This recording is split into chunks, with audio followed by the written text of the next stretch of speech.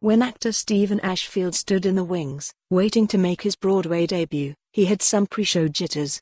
Not about walking out on stage to thousands of people, having spent the past 14 years in London's West End, he was used to that, but about a US audience seeing through his American accent. The actor, who grew up and trained in Glasgow, had been performing in Book of Mormon's UK production for the past 3 years, where the predominantly British cast performed in American accents. Now, 3,500 miles away amid the bright lights of New York's theatreland, he was sure that he would be recognized as an imposter.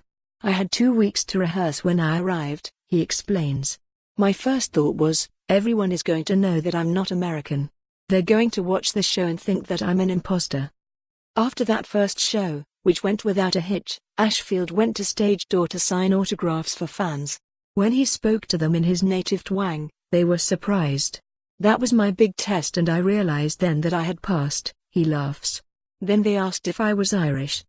Ashfield, originally from the East End of Glasgow, first discovered a love of musicals as a schoolboy at Smithycroft Secondary in Ridley.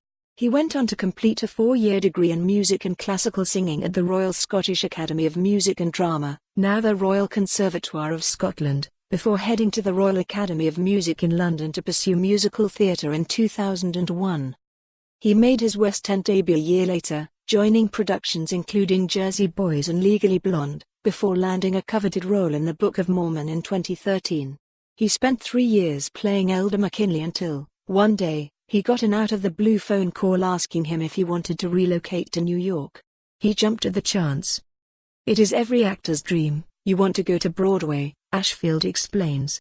"When I was in Jersey Boys, we talked about me going over there.